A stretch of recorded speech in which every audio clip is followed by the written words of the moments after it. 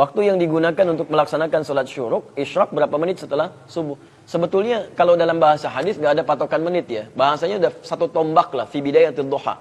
Ada di At-Tirmidzi nomor hadis 586. Ya, man shalla subha fil jama'ati atau fil masjid, siapa yang menunaikan sholat subuh berjamaah atau di masjid, ya thumma yaqudu yadhkurullah, kemudian dia duduk berzikir kepada Allah. Semalam saya terangkan makna zikir ya. Jadi tidak harus kalimat thayyibah.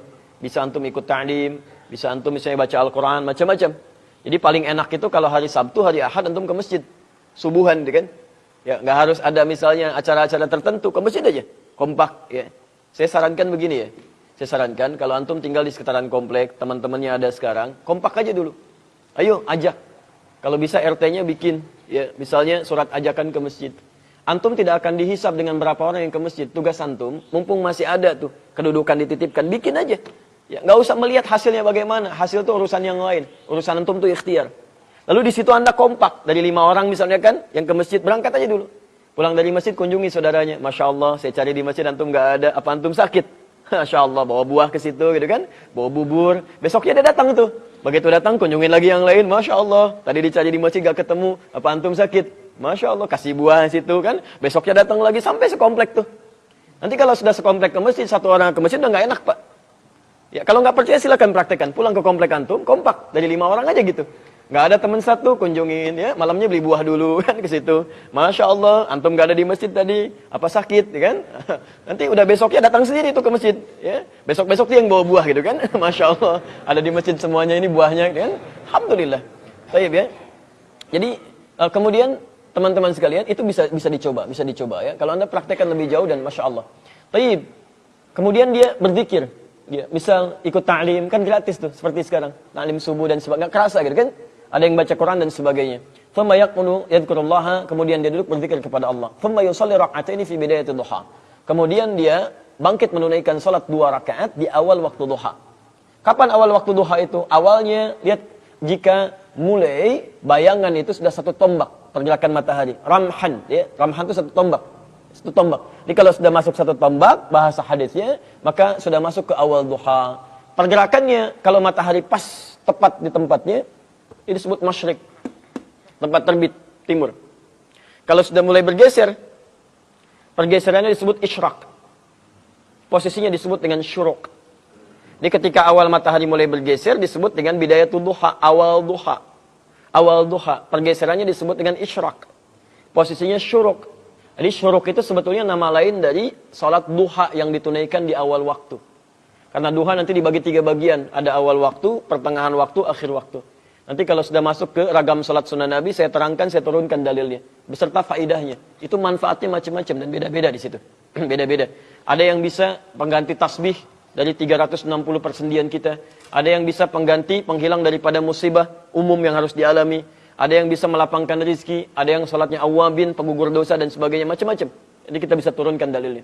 Nah, cuma poinnya adalah disebutkan di situ salat syuruk ini atau yang disebut dengan bidayatul duha, ramhan ya, 1 tombak. Jadi bayangan ketika mulai bergeser, matahari bergerak dari tempat terbitnya. Baik, kalau sudah bergerak ini Anda tunaikan 2 rakaat. Nah, kapan waktunya? Kalau dulu zaman-zaman Nabi itu diukur, melihat keluar bayangan bagaimana. Sudah 1 tombak belum? Sudah. Kalau sudah, tunaikan sholat. Ya, zaman lebih bergeser lagi, tahun 150 Hijrah, saya pernah main ke Masjid Qairawan di Tunisia. Masya Allah, itu desainnya dibuat seperti Masjidil Haram tuh. Jadi diputarin gini, tengah-tengahnya kalau Masjidil Haram Ka'bah, kalau ini enggak. Ini dibuat sebuah gundakan, ada naik tangga sedikit, naik ke situ sudah ada hitungan di situ. Model hitungan kayak jam seperti itu, menunjuk. Nanti dari situ hitungan, kemudian turun ke bawah sedikit, ya. Ada semacam lingkaran, dibuat tombak besi di situ. Lalu dibuat di lingkaran itu ada waktu sholat, ada zuhur, ada asar, ada maghrib, ada isya, dan seterusnya. Nanti kalau matahari terbit, itu nyinari yang gundakan tadi, lalu nembak mantul cahayanya ke tombak tadi.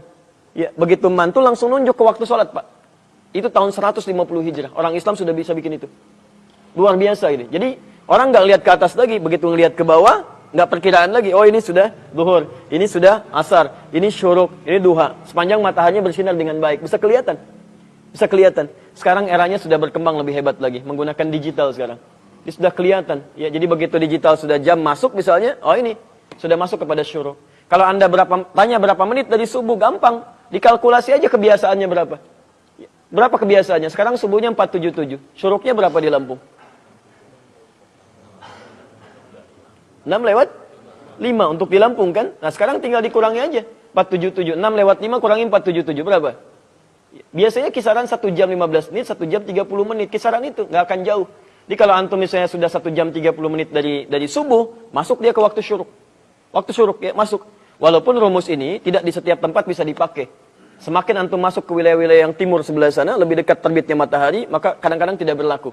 Kadang tidak berlaku. Karena waktu subuhnya semakin naik, kemudian waktu setelahnya juga semakin lebih cepat datangnya. Ya, jadi gampangnya begini, kalau sudah terasa matahari, gitu kan, sudah mulai bergeser, bayangan sudah mulai tampak, maka syuruk sudah mulai hadir.